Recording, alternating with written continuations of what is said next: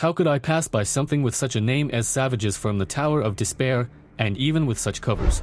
And past such a description, Sakae has worked hard all his life to cure his sick younger guys. Motoya Nadezda has a kidney that can be transplanted from the older guys to the younger one.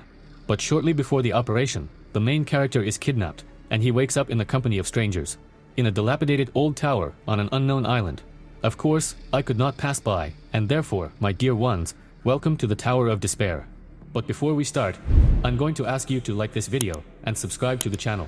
Your activity helps my development a lot, and I personally meet weekly deadlines. Manga starts with something incredible: 4 classic stories on this channel. It starts without the bronze. From somewhere in the middle or the end, we immediately get acquainted with our main character Sakae. He is a very ordinary guy, without education and connections, moonlights in several places at once. And his whole life is a closed loop between sleep and work. In the auto repair shop, leaning his ear against the car, only by sound, the hero determines what is wrong with the transport. Noticing that he has a special hearing, the owner of the company calls him to work. He promises that he will think about it, and then he goes to the hospital to visit his brother, Motoya. But before visiting, he goes to the doctor's office where he learns good news. Compatibility has been established between him and his brother. And this means that the younger one can have the older one's kidney transplanted. Motoya himself and his childhood friend June are waiting for him in the ward, who helps the patient to study. Looking at the friendly skirmish, Sakae reflects that he thought there would always be such days. When Motoya falls asleep, June asks if there is anything she can do for the main character. In response, he asks her to go outside to discuss something, and there he tells her that in 2 weeks, there will be a kidney transplant operation. This brings the girl to tears. She is happy, saying that Sakae has always worked hard and sacrificed a lot to take care of the motor. June walks back into the room with the promise that she will tell her younger brother about it when he wakes up. Rejoicing that the family will soon be able to live together again, Sakae heads for the exit. But then someone comes up from behind with a stun gun. Regaining consciousness sometime after the blow, Sakae finds himself on a bed in a closed cell with brick walls. Looking around the room, realizing that this is definitely not a hospital, he finds a body in a sitting position against the wall. Jumping out of fright, the main character remembers that he was attacked in the corridor of the hospital. The first thing he thinks about is that the younger Beat Motoya may also be here. The main character goes further down the corridor and goes out into a dilapidated room with hooks hanging from the ceilings, and bags in which people can presumably be.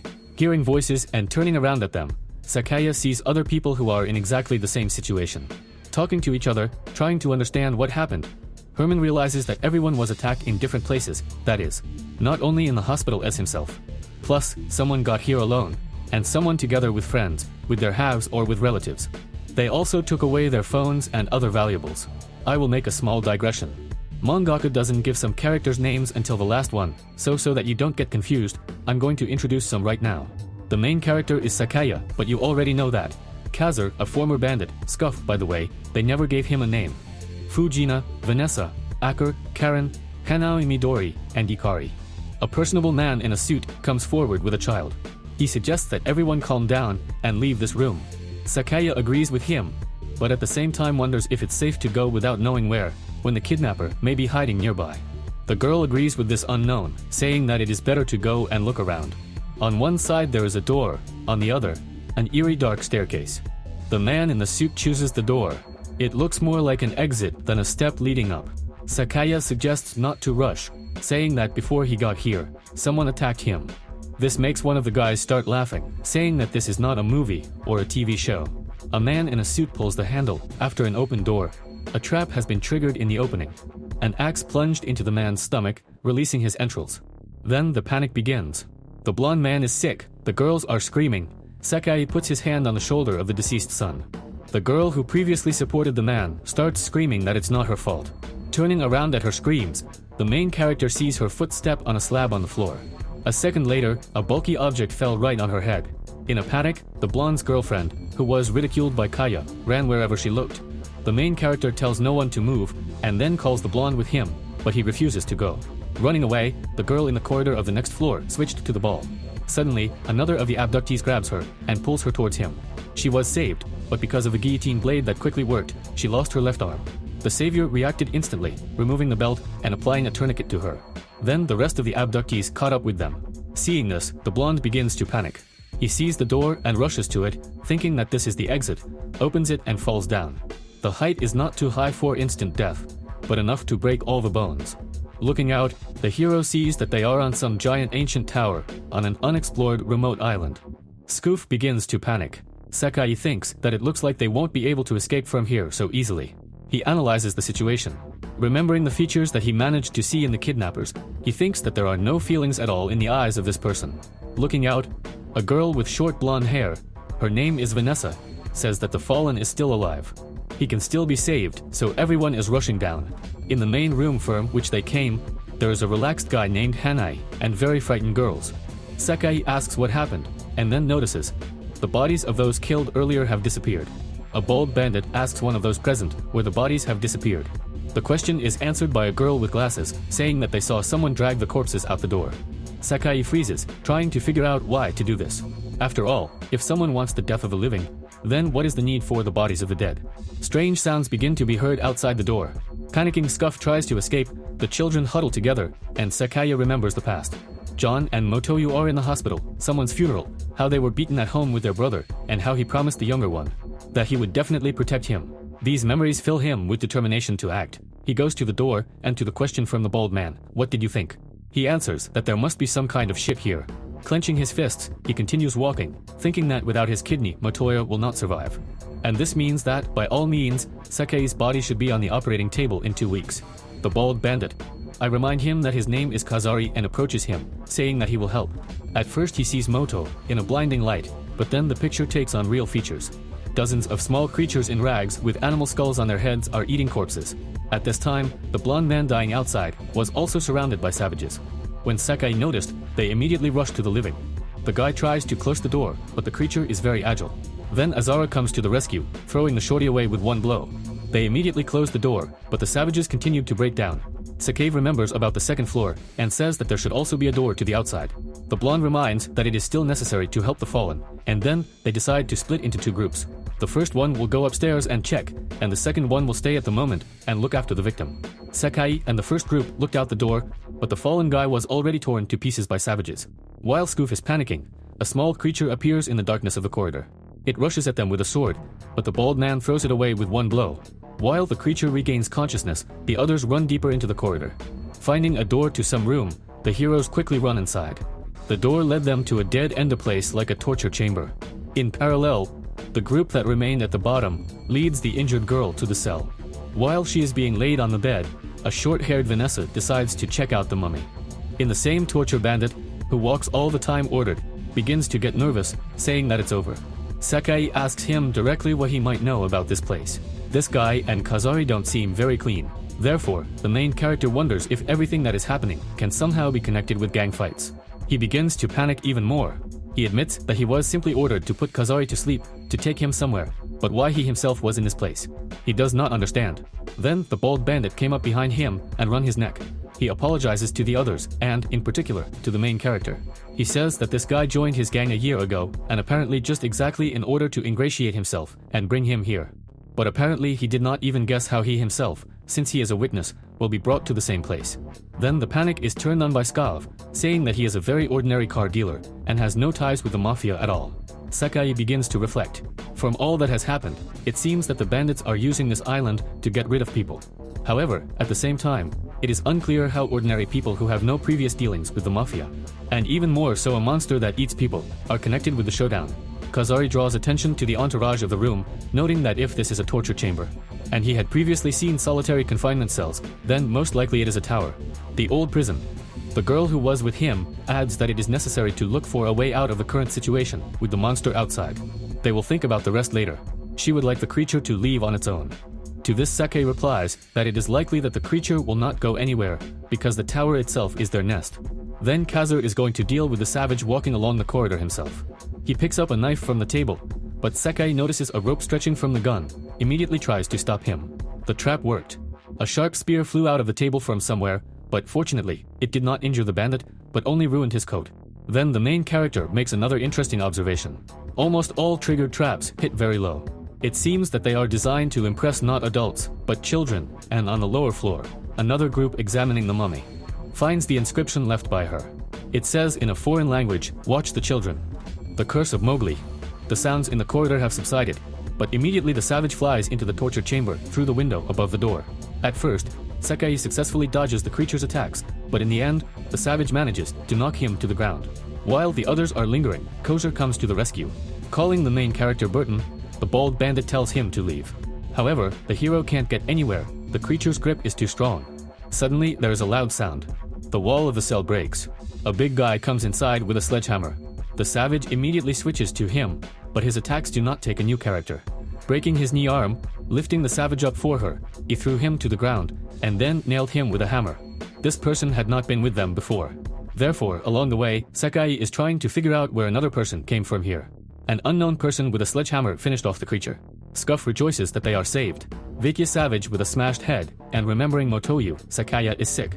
I pay attention to everyone. A man with a sledgehammer, his name is Ikari, asks him, "Are you a new food?" In the following frames, we see dozens of Mowgli approaching the towers from the street. On the ground floor, the remaining ones take care of the girl who lost her arm. At first, she remembers about her boyfriend, the blonde one who crashed, and then she turns to the dark-skinned jock. With gratitude for the rescue, one of the topics that was at the bottom, grandfather, begins to explain the principle of triggering some traps. He has a little experience, so he will search for them and neutralize them. Vanessa sees the son of the man in the suit who died the very first. She turns to him asking how he is, but the boy does not answer. Then another child, a girl named Karen, notices that another group has returned. Slowly moving forward, the tired Sakae keeps trying to put the puzzle together. Yakuza, families with children, loners, people-eating savages. What is the connection here, and what does the main character himself have to do with it? And Carrie looks at the new food and notices that this time they brought a lot. Sakae asks him to explain what is going on here, and Carrie introduces herself. He is also food and came to this island as much as 6 months ago. He recalls how 6 months ago there was exactly the same situation. Strangers came to their senses in the tower, and these Mowgli immediately began to kill them. Someone in his group called this place the Tower of Despair. As the giant with the hammer could understand, someone gathers people from all over the world and brings them to this isolated island. When there is less food, someone brings a new one. The island is separated from the outside world by the sea, so it is impossible to escape from here. Somewhere inside it there is a pier and people are brought here by ship. However, no one knows the exact location of this berth, as well as the specific dates when the next delivery arrives. In addition, everything outside is teeming with these savages. Sakae intervenes in the conversation. He doubts that this can be done alone, so there must be some kind of device on the island to communicate with the outside world. Outside, and Potassium has not found any devices before, and therefore they say that if there is one, it is only in the tower itself. Accordingly, in order to find him, a group of survivors will have to capture this tower. Midori interrupts the conversation. In a panic, she reports that the victim has a severe fever. She has an infection, and if nothing is done in the next 2 or 3 hours, she may die. The girl, whose name is Fujina, needs antibiotics. And Curry says that somewhere above the 4th floor, he saw medical equipment, and there it will be possible to look for the medicines themselves. Scuff doesn't want to get into this. Kazari too, considering that given the circumstances, that is, that you can't really perform an operation here. And the towers are also teeming with Mowgli, it might be better to let a person not suffer and die. But Sakae still intends to go up, not even for the sake of saving someone, but because the tower needs to be captured one way or another. He has to survive, because the motor needs his organs. So, and Curry led the comers to the 4th floor. Along with him went Sakae, an unnamed grandfather, a trap specialist, and Vanessa, a short-haired blonde. Behind the barricade, there is a staircase leading to the 5th floor. The giant with the hammer built it himself. Over the past 6 months, he has mastered 4 floors of the tower, and has always built such before the next ones, so that Mowgli does not break through. Then the main character has a question: if there is a barricade preventing the savages from descending, then how did they end up on the lower floors? The answer and Curry is simple: no idea, maybe I didn't notice a hole somewhere. The promotion is going on without any problems so far. They didn't meet any traps, and neither did Mowgli. Sakae stops and listens. The sounds of water are heard, and Curry says that you don't have to worry about drinking, it rains very often on this island. However, the open question remains, what about food? Sakae wonders how this guy survived for 6 months, and where he actually got food. Grandfather attracts the attention of others. Around the bend, the corpse of a savage can be seen, which was vertically dissected by a trigger trap.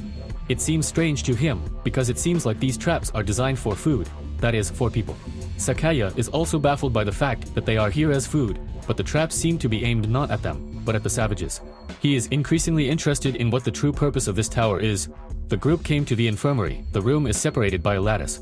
Grandfather, a trap specialist, begins to open the cage, but suddenly freezes. He informs the others that he has just been caught. If he opens the door or removes his hand, the trap will work. The others want to help him, but Ikari raises up a hammer and commands to open the door quickly. Either the grandfather will sacrifice himself and open it, or Ikari himself will take off his head. Sakae asks the giant to calm down, but he replies that he is ready to kill the main character here and now. He doesn't care who he kills at all. Hearing this, Sakae immediately freezes. He can't sacrifice himself because Motor is waiting for him in the hospital. Grandfather suddenly says it's his fault. He was careless. I didn't notice the trap. I didn't notice the madness and curry. He turns to the giant with a hammer, saying that he will be glad to take him to hell with him, and opens the door. But the trap only worked on him. A net appeared from above, which enveloped the grandfather and jerked sharply to the ceiling. From the force of tension, it was cut into pieces. But all Ikari cares about is that the old man's screams will attract savages now. This pisses Sakae off. Did you know there's a trap in the infirmary? He asks. Did you set this up on purpose? In response, Ikari says that their task is to capture the tower and find medicines. So why not use any means to achieve this goal? Savages begin to make their way through the windows to the floor. After killing the first one, the big guy says, I have no comrades here. All my allies are no more precious to me than a piece of bread. Sakae tells Vanessa to look for medicines. While she is looking, the main character takes a chair and starts making noise with it, attracting Mowgli's attention. Ikari deals with the savages pretty quickly. Vanessa has already finished collecting medicines. Knocking out the great with all his strength and weight, the giant crushed the savages, and then they rushed to run. Mowgli followed them. On the way, Sakae turned around to count the number of pursuers, so he missed one figure, the one that was hiding on the ceiling. The savage descended, plunging a clawed finger into Vanessa's left eye. He is about to attack, but then Sakae flies into him. Mowgli tries to hit him with a stone. The girl pulls out a knife. The main character hits the attacker on the head, from which the creature's mask breaks. Grinning, the savage bites into his hand with his teeth. Vanessa sees this, but she can't decide to attack, because no matter how you look at it, a savage is just a child. Continuing to fight back, Curry shouts to her that these creatures are not people, but cannibal monsters. At the same time, Sakae notices a water pipe sticking out of a hole in the wall. Grabbing it, he breaks it and directs a stream of water at Mowgli, and then pushes it away from him with his foot. Not wanting to miss the advantage, he hovers over him with a pipe in his hands, but also suddenly hesitates, remembering the motor. Under the screams and Curry, killing, finish him off as soon as possible. Sakae, gritting her teeth, thinks that she can't die in such a place. Vanessa, however, dropped the knife from her hands and fell to her knees. The main character is still hesitating, but suddenly the savage says, die. Once again, thinking about the engine, Sakae stuck a pipe into the savage. The other Mowgli began to retreat. Sakae once again reminds himself that his body must get to the motor in one piece, and for this he will do everything. The impressed Icarium says that there is a simple math here, kill or be killed. A person who cannot understand this will die. Sakae disagrees. He replies that Mowgli could talk. He's not just a wild animal driven by instincts. And then he asks the giant, calmly kill them, doesn't it bother you? But Ikari instead says that it would be better for Sakae to be on his side, and then they will get along. Vanessa intervenes in the conflict, attacking the giant with a knife. With tears in her eyes, she says that this man kills children, and therefore he is worse than Mowgli. Sakae wants to calm her down somehow, but in response, the girl says that the main character is exactly the same. He is a child killer. And Carrie notices that he has already met such saints as Vanessa. At the very beginning, and with all of them, the savages have already stuffed their bletches. There are people down there who need medicine, so it's better to concentrate on helping them now. On the first floor, the other survivors realize that the patient's time is coming to an end. A dark-haired girl goes to calm the children. When another guy walks by with a bag, his name is Hannah. He licks his lips, paying attention to the girl. The Kasals report that the others have returned. Seeing their battered condition and incomplete composition, they are asked what happened. Sakae replies that one remained on the fourth floor and the second died. Vanessa speaks next and informs that there are only 11 of them left, so they must unite and start working together to survive. Scuff loses his temper, starting to shout that everything is bad, he's had enough, and he won't go anywhere at all. He is sure that the police are already looking for them and will find them soon. He is about to barricade himself in the cell and is already heading there when he suddenly sees Mowgli looking at him from the window. Rushing forward and clinging to him with his teeth, the savage kills Scuff. Sakae commands everyone to run away, but the son of the deceased man in a suit picked up a stick. The main character is about to rush to him as Midori clings to his hand. In hysterics, she tells him that she can't do this anymore and needs to leave faster because she can't die in such a place. Azari comes to the boy's aid, hitting Mowgli so that he flew to the camera. Taking the cage door in his hands, he smashed the savage's head with a sharp movement. And just in time, because other creatures began to appear behind these very doors. Taking the child by the hand, Louis rushed forward with everyone else. So they safely reached the fourth floor, where they barricaded themselves. The bespectacled girl immediately clung to the boy, telling him not to leave the adults anymore. Vanessa is angry that another person has died. Kazari lit a cigarette stolidly. The short-haired one notices that one is missing, that gloomy guy who licked his lips. One of the survivors says she saw Hanaoi searching the cell before the latest attack began. The floor was thoroughly checked in advance, so we can safely say that the savage got inside because someone removed the board from the window. Ikari smiles, saying, "Human nature, revealed in society, begins to be revealed here. Cannibals are savages. And traps for people are not the worst thing that is here." Fujino was given medicine. Sakae insists that we need to move on. The girl with glasses says that they may be attacked again, and therefore it is better to wait for help. The main character retorts, saying that help will not come, and they should rely only on their own strength. Midori tries to argue, but Sakae turns her attention to Iker, reminding her that he's been here for, 6 months already. Vanessa interrupts the conversation, claiming that the main character cannot command them, and has no right to impose his will on them. Having given up, Sakae says that it is possible to take a little break, and everyone begins to settle down. While everyone is resting, Sakae is sitting, thinking that he does not have time, and he must definitely return to the motor. After a while, he falls asleep too. Only a girl with glasses cannot sleep because she is not used to such barbaric conditions. She gets up and goes to the barricade, saying that she wants to get home as soon as possible and take a hot bath. Suddenly, she hears a voice from the darkness behind the boards. He whispers that he is a human being and will do no harm. He says he came from the upper floors. There he and his group exterminated all the Mowgli, so they are safe. The voice says that they have a slightly higher base. Hearing that they are safer, Midoriya disassembles the barricade and asks to take her with him. The man in the shadow offers to follow him. As she follows him in the dark, she begins to wonder if everything will be fine, and maybe it's worth going back to her own. But no, she can't be with these barbarians anymore. As soon as she crosses the doorway, the trap is triggered. The rope pulls her leg, and a second later, the girl is hanging upside down. A blade appears near the face, and an unknown person asks how many people are in their group. Do they have weapons? She answers these questions and is immediately untied. Torches light up, and we meet another group of survivors. The interrogator apologizes for such rude methods and now reports that she is safe. A little later, when everyone woke up, the girl took her barbarians and led them to the group found at night. She says that everything is fine now and now they are saved. This is how our group gets to the counter base last night. They not only have everything securely protected, but even have a place to wash things. This is the place they call home. The man with the ponytail appears. His name is Mayumi, the girl next to him in Sumaki. Mayumi's in charge here. He built this place safe and as comfortable as possible. They even have running water. And his group has been surviving in the tower for 7 months. The door opens and Mayumi interrupts a member of his group, saying that they have 3 freaks. The boss offers to join and watch how they will deal with them. Along the way, he informs that he was previously the director of a construction company, so he was able to build this place. He says that the 5th floor is 2/3 occupied by his team. They are moving forward, gradually expanding their home. Mayumi led them to the so-called front line. We see a barricade with savages behind it. First, they attract the attention of the creatures, and then they drop a cage on top of them. Then, using spears, they finish off Mowgli. Our group is impressed. These guys act smoothly and clearly. That's it for today. Mayumi said that it was better for them to rest today, and in the morning they would discuss what they would do next. But Sakae is not up to rest. Leaning against the bars, he thinks that, most likely, this is really the safest place in the tower at the moment. But he can't stay here. His organs are needed by Motoya, so he will go ahead, even if he has to go alone. At the same time, everyone does not let go of a strange feeling, as if there is something they do not know. His thoughts are interrupted by the appearance of Ikari. He likes that they are Sakae on the same wavelength, and he also intends to move forward.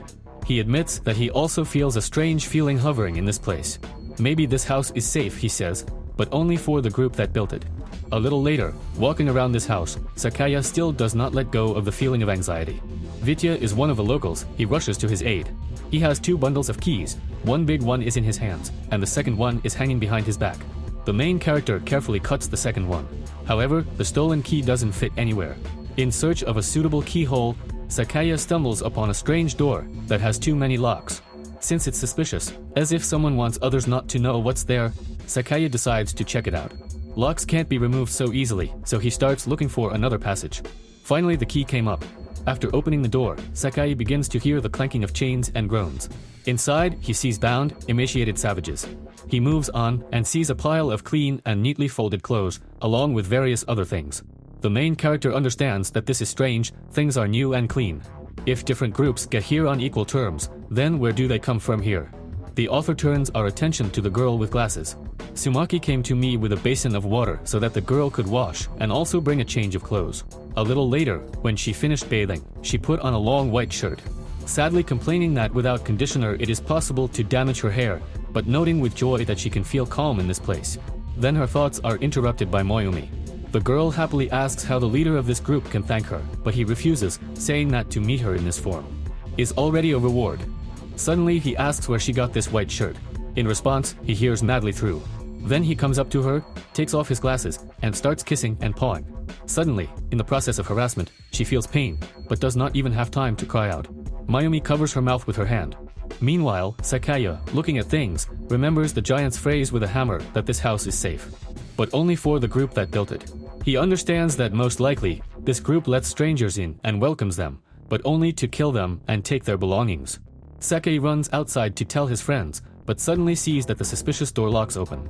Carefully going inside, feeling a strong smell of blood and giblets, he sees a table covered with blood, on which there are familiar glasses. Behind the wall next to the main character hears the voices of local people, who are discussing Mayumi taking off his shirt when he is doing this, because now she is covered in blood. Voices notice that there has not been fresh food for a long time, and yet, it is better than their preparations. Seeing a woman's black hair in a basin, Sakae immediately runs out of the room. He understands that they need to get out of here as quickly as possible. Then he sees the man from whom he stole the key. This person goes to the boss to discuss the problem that has appeared. While Sakae is hiding in that very dressing room, all the locals immediately grab their weapons. They head to the room where Sakae is hiding. Noticing what inhuman faces they have, the main character tries to find a way out of the situation. However, when Mayumi and the guys fly into this room, Sakae is no longer there. He hid in the crack that he was covering the closet, and in the same crack, he meets Ikari. It turns out that it leads to another part of the tower, so the giant with the hammer takes the guy outside. He says that it seems that this group is not going to take over the towers, concentrating on survival. Sakae confirms his guess, saying that the locals feed on other survivors who climb up. Meanwhile, Mayumi's assistant has found you. The rooms of the whole group, they are also cells, are closed from the outside.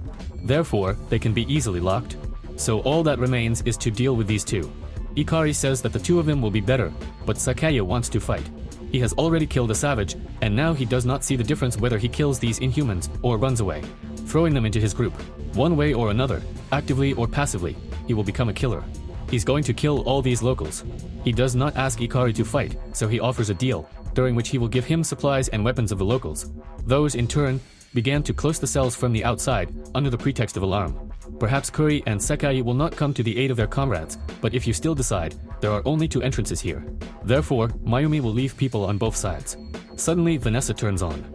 She runs out of Midori's room and claims that the girl is missing. Shorthair asks what the hell they are doing, but Mayumi replies that he is busy with other pests now and will deal with newcomers later.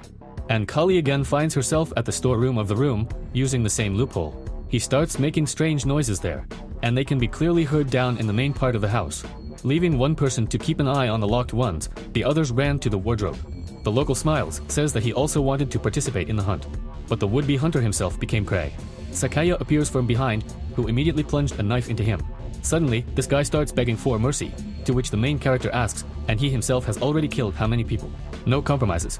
Remembering dialogues from Sakae's dressing room, finishes off the local. The main character begins to look for the key to the cage from him, but then an arrow flies nearby. Mayumi and the team are back. Impressed that Sakae killed his henchman, Maya invites him to join them. He is guaranteed that the main character will be provided with everything next to him, and maybe even he will make him his right hand. But Sakae is strongly against it. He says that scum like him live for their own self-satisfaction, but he himself has a reason to get out of here as soon as possible. To continue living here is no better than death, ends Kaya. The words are beautiful, but he's at gunpoint, and therefore he's feverishly thinking about what to do. However, Mayumi is in no hurry to kill him yet. Instead, annoyed by his look, he commands to bring out one prey.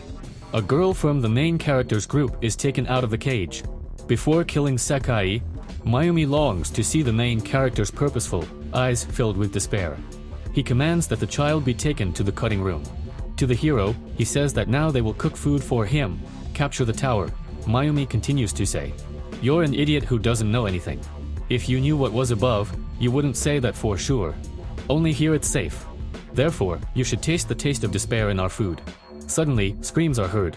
Karen comes running back. Smeared with blood and in a state of shock, she falls to the ground and begins to cry. She returned alone, so Mamie wondered where Tsumaki, who was supposed to cut her up, had disappeared. But then the question disappears. Her severed head itself gets to her through the open lattice doors. After that, the gate seems to explode, and one of the doors that flew out is imprinted into the wall, along with the local one. Savages appear, and with them, a plump man in children's clothes and with a bag of human skin on his head. Mayami asks in surprise, the loader, did he decide to come down here? Meanwhile, this creature approaches Tsumaki's head, picks it up and rips the skin off his face with a light movement. What he has collected, he folds his bag.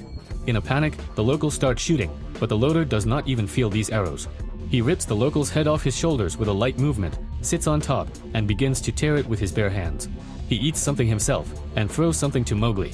Maya tries to escape. The loader started killing another local. Sakae understands that they also need to go. Suddenly, a loud sound is heard behind the wall in a cell with our group. The wall breaks and Ikari appears in the passage. It was according to the plan of the main character that the giant with the hammer had to break through their exit. Sakari rushes at me with a knife, knocks me to the ground, and rips the keys from his neck. While the loader is butchering the rest of the locals, the main character frees his comrades, and everyone tries to escape. Suddenly, Mayumi grabs the main character's leg through the cage. At this time, a loader approaches from behind and steps on the former leader with his foot, breaking bones. Mayumi asks to save him. You're not going to watch me die here, are you? He asks sarcastically. Will you sacrifice others to survive yourself? You're a nit too, you're no different from us. Rushik took him by the leg, easily tearing it off. Then the rhetoric of the former leader of the group suddenly changed. He is already begging Sakae to save him. Looking at him, the main character sees flashbacks where an adult, stepfather or father beat them with a motor and a golf club. And then when he once took up a knife, aiming at this unknown. He himself wonders if this man caused suffering to others and ate people. Even if he's a complete scum, would it be right to kill him? Out loud, Sakae replies, I don't give a fuck. Then he slaps my name in the face, leaving it to be torn apart by the loader. The author takes us back 7 months. That same group just met a monster with a bag on its head. Everyone is shocked by this meeting and mired in despair. Then Mayumi comes to them and says that in this place they will be able to organize their base. To the question of what to do with food, he replies that they will create rats and lizards. He promises we will definitely survive. In the present, the loader finished with Mayami, leaving only the upper part of his torso. Our group continues to run. On the way to the 6th floor, they see cells from the very front line. Kazali notes that, as a result, the security of this group was simply imaginary. Once on the 6th floor, Vanessa was already beginning to accuse Sakae of killing people, but then the bald man intervened. He says their faces weren't like people's. Sakae saved us, Kazari finishes. We should thank him. Suddenly, a sound is heard. Everyone was hiding. Through the cracks, the heroes see how a loader in the company of savages carries away a bag filled with bloody entrails. And Curry says he's sure there's not 100% safe place in the tower, and besides, there's something up there that they haven't met yet. Sakae thinks that they have only to go forward. Suddenly, he feels that his arm has stopped hurting after the savage bite. He unwinds the bandages and sees that his first arm is unnaturally swollen. An unnamed girl approaches him from behind to discuss what to do next. Fujina is injured, in poor condition. It seems she has a shock caused by heavy loss of blood. Vanessa says that we need to make a halt and look for medicines. The main character is against, arguing that the loader can still look for them. He believes that it is necessary to rise higher. Then Vanessa says again that Sakari is imposing his will on everyone, and everyone needs a break. In response, the guy says that the loader has now left in a certain direction, and blood was dripping from his bag to the floor. Using this trail as a guide, they will be able to avoid colliding with it. He repeats that there are no safe places here, and you can survive only by moving forward. Sakae heads for the exit. Kazari tells Vanessa that the guy is trying to save everyone by soiling his own hands. It makes the girl angry because she didn't ask for it. Nevertheless, they reached as far as the 10th floor. Kazari opens the door, where the bloodstains from the loader go, and they see a large room filled with emaciated, deformed corpses. The loader himself is inside. Picking up one of the bodies, the chubby monster removed a piece of human flesh from the bag and tries to feed it to something that has not been breathing for a long time. Then suddenly, someone from the stairs turns to this creature, asking, "Are you done?" "Great, then go back upstairs." The monster obediently went up the stairs. Once inside, the others began to examine the bodies. Holding his hand, Sakae thinks that something is awakening in his body. Remembering his younger brother, he says, "Let's move on." But this time, Vanessa says a firm no. She will stay here with the injured Fujina. The girl is already at the limit, and the next carrying will bring her only torment. Besides, leaving the tower is not the same as leaving the island. Every minute counts for Fujina, so Vanessa will stay with her here until the end. Kazari supports her, saying that it is more humane to let Fujina die. Vanessa admits that she is afraid to fight and kill. She is afraid of the loader and what may be higher. The creatures here have something like their own society, so she does not understand how they differ from humans and therefore cannot kill them.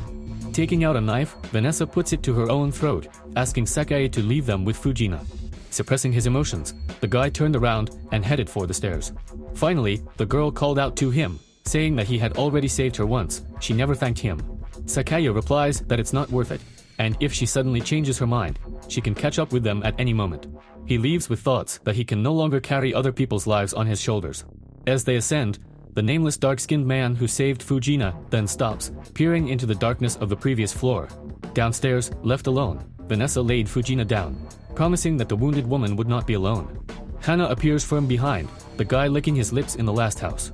Coming from behind, he just stuck a knife in Vanessa.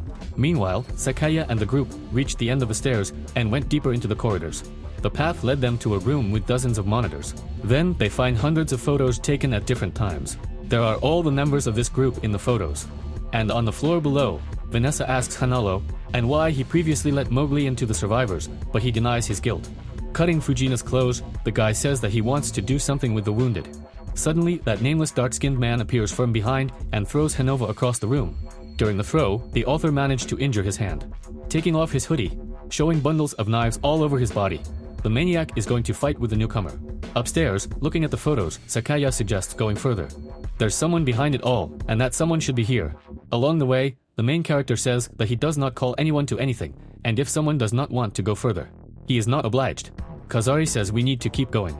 At the bottom, the maniac also stabbed the dark-skinned man to death with knives. Hanao himself has lost an arm and a leg, and now the netamaniac is crawling up the stairs. Despite all his injuries, he nevertheless wants to continue to engage in crimes.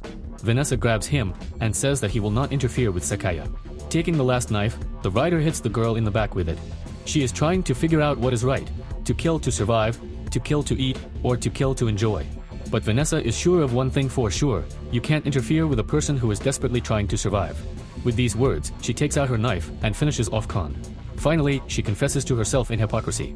At least 1%, but Fujina had a chance to survive. In theory, she is Sakae.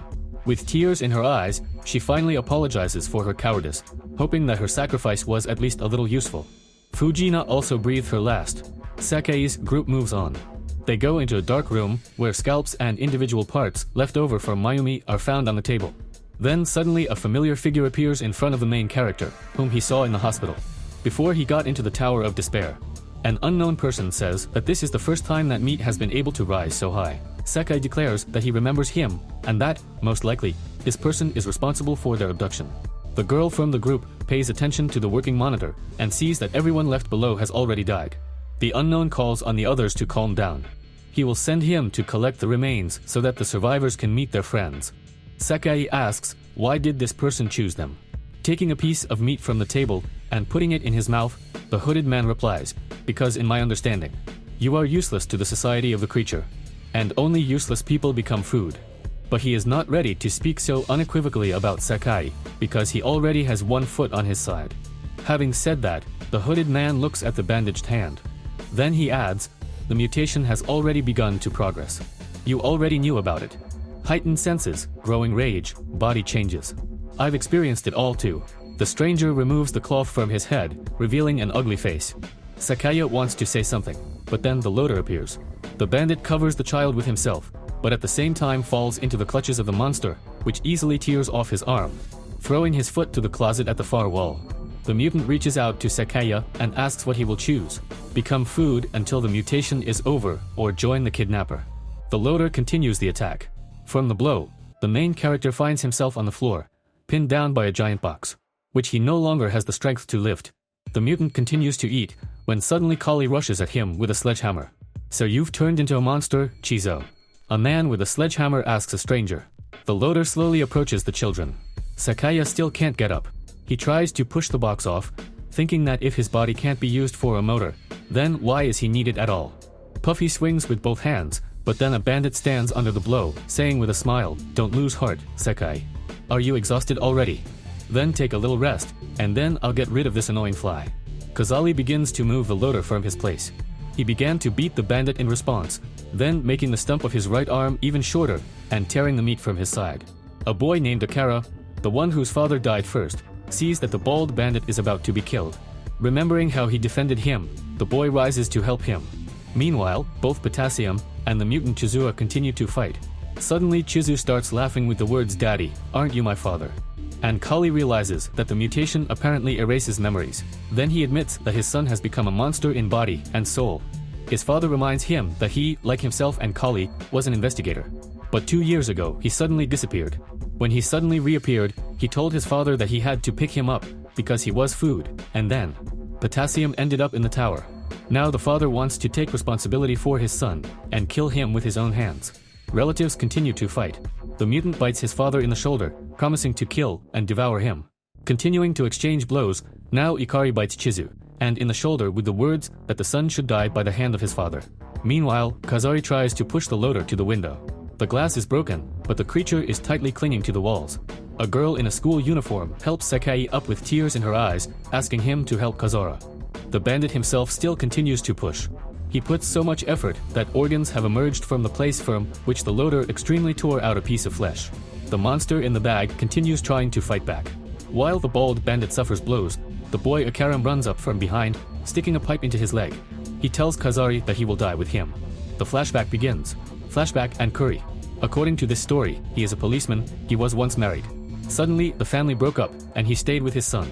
The distance between father and son was so great that Curry learned that Chizua followed in his footsteps from his colleagues. In the present, they continue to fight. The mutant deals the father a fatal blow, the hand pierced the chest. Then finally Curry says, "For a long time, I did not understand what it means to be a father and a son. I'm sorry you didn't find out either." With these words, the father also punched his son's chest with his hand, grabbed his heart with his hand and squeezed. Sakae stood up, still thinking that there was no use in him if he did not return to his younger brother.